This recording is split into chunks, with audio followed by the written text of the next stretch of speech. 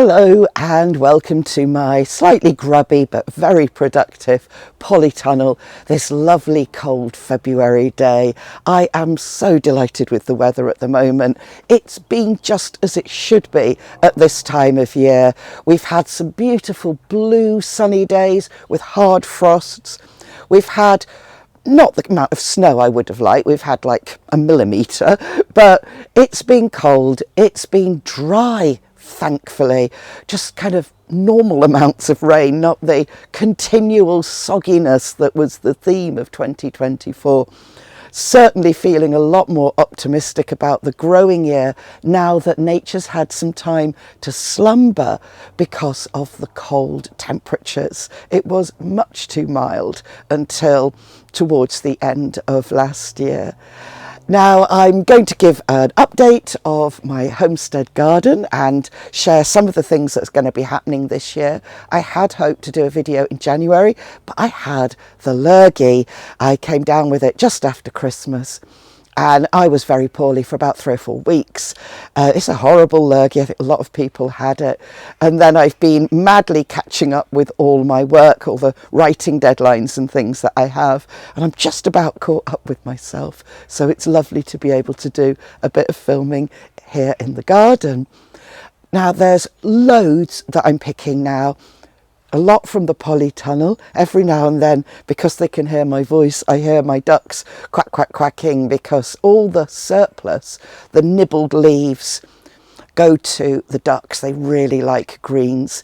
And also there's plenty to eat still from the garden, including some leeks, parsnips, purple sprouting broccoli, and also kaleets. Unfortunately, my Brussels sprouts, they were destroyed in a storm.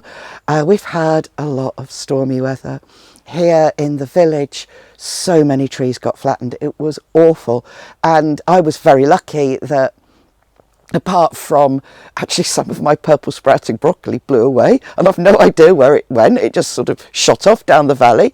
But the damage here has been fairly minimal. I've got 2 or 3 shed roofs that need a lot of repair, and also 4 panels in my greenhouse blew out, and I've repaired those temporarily with some bubble wrap, that's packaging bubble wrap and bulldog clips. So some of the jobs that I've been doing during this dry weather is cutting back brambles, which have been on a complete takeover bid here in the garden. Last year the rain was so much that the amount of time that was free to actually do any gardening when it was dry or not so wet that you were going to get blown over by the wind and the rain, and I wasn't working, there was, only so much time you could actually garden and have to prioritise, and the brambles weren't a priority. So they took advantage, and I love brambles. They're great, really good for wildlife, yummy blackberries to eat, but I live in a village, there's hedgerows all over here, and what I want to do in my homestead is grow other things. I can forage elsewhere, and some of the brambles are trying to get into the polytunnel, which would be a bit of a disaster. So I've been cutting back and cutting back. There's still a lot to do, and these are a diggy weed. Obviously brambles, technically they're a wild plant, but in the context of here they're a weed at the moment, and so I will be cutting them back very carefully with secateurs so that if there's any creatures under there they've got time to get away, and then I'll be digging out the roots. If I mulch them with cardboard and compost, they'll just grow through. They'll be like, thank you very much for this lovely mulch. So lots of brambles to clear, which is actually creating a lot more growing space, which is really, really exciting. The brambles are also trying to grow into a dry stone wall, which is going to harm it. I don't want that to come down. That will be an expensive job. And they're also growing into my neighbour's stock fence, which he only put up a couple of years ago.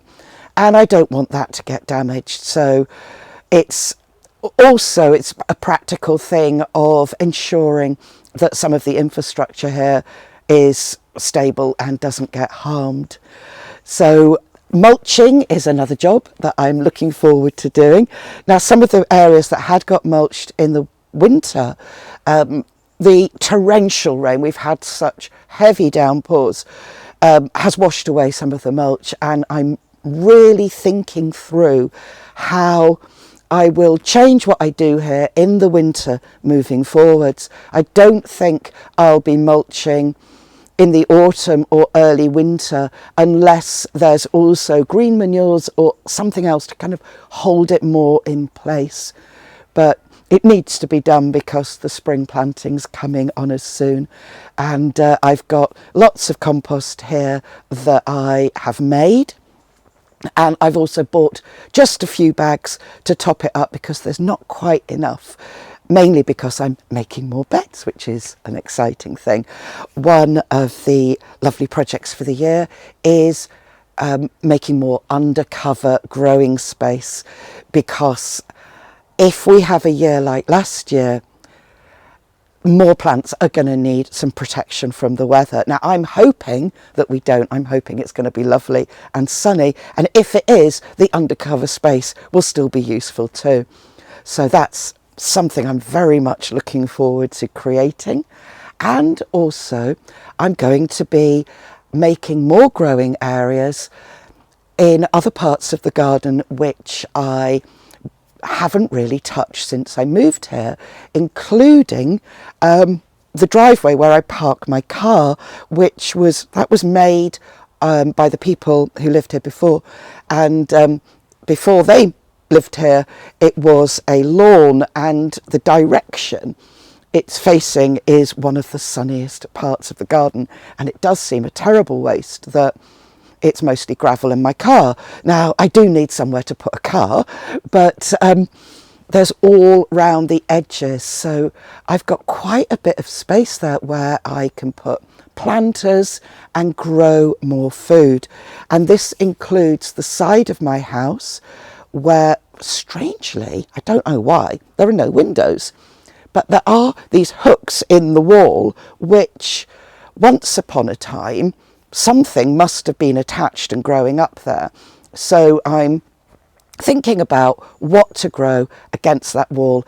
It's also a very windy spot, so I need to take into account the fact that between there and basically the Banai Brachainiog, really, right in the distance, there's not a right lot. There's a big valley. So the wind comes whooshing round the house.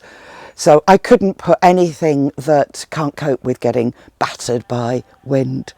But it's exciting to think of more growing space, and the fact that it's sunny is a great joy, and it's a pity not to use it.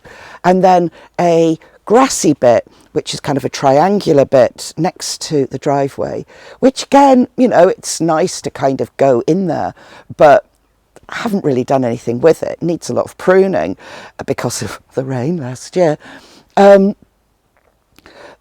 There's bits of tree on the ground because I had to get a tree cut down that had gone rotten inside and was about to fall. So that's all going to get cleared and chopped up, ready for the wood burner. And then I'm going to make that into a growing space too, because it's sunny. I also have an exciting project that I'm doing with Gardener's World magazine that I'll be able to talk about later in the year. It's all under wraps at the moment, but that's something else that's going to be happening here in the garden. Now, going to the greenhouse, things are starting to grow in there. In my greenhouse, I have got heat mats, and I also use grow lights. I grow a lot of plants, and a lot of plants that require warmth to germinate.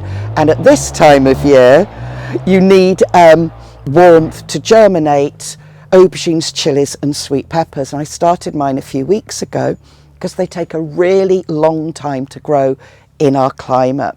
Now, you don't have to sow them yet. Really, for most of the UK, they do need sowing by the end of the month. Those three things that take ages to grow. You can do it on a windowsill, but I grow a lot of varieties and I don't have enough windowsills to be able to do that. So I use heat mats and grow lights.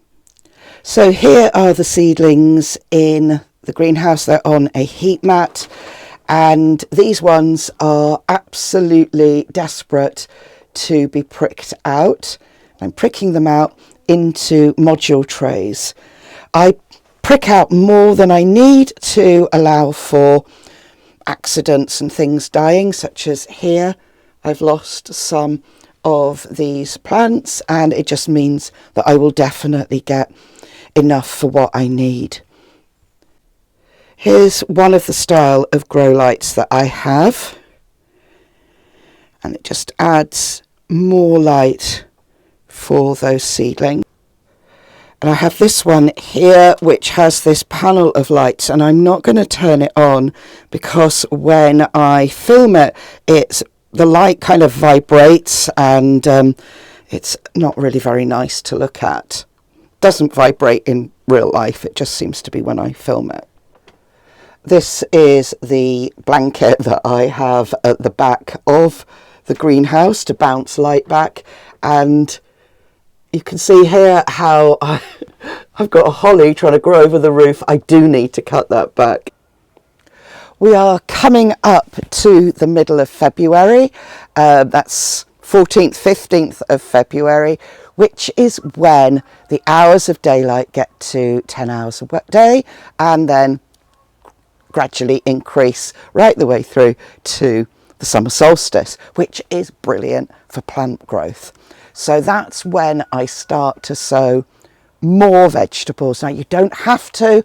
Everything that you can sow in the middle of the month or the last 2 weeks of February can be sown in March. And it's really important to look at what the weather is where you are, where you're located, how much undercover space you've got. You don't want to be nurturing things for ages and ages that can't be planted out for months. Okay, I'm doing it with aubergines, chilies and sweet peppers, but I have the undercover space for those. It's here. So work out what works best for you, because with the exception of those three things, everything else will catch up.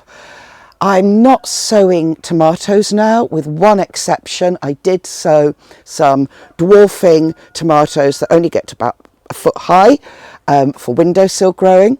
I'm not doing the ones for the polytunnel until March, and the ones for outside I'll be sowing those April, because they grow quite fast and it's an awful long time before they can get planted. The last frost date here is usually the middle of May, and even with a polytunnel, you know, it's not warm enough for things like tomatoes. So, and I grow a lot of tomatoes. I think it's 45 varieties this year. So if you're only growing 3 plants, yes, I'm sure you can nurture those somewhere warm and snug earlier, but otherwise there's no rush and they're going to grow. I've got almost all of my seed potatoes now. They're in the house, actually on our dining table, chitting. They're chitting because that means that their shoots won't grow really long and tenderly, which you don't really want. If they stayed in their bags, that's what would happen in the dark. They'd start reaching out for the light.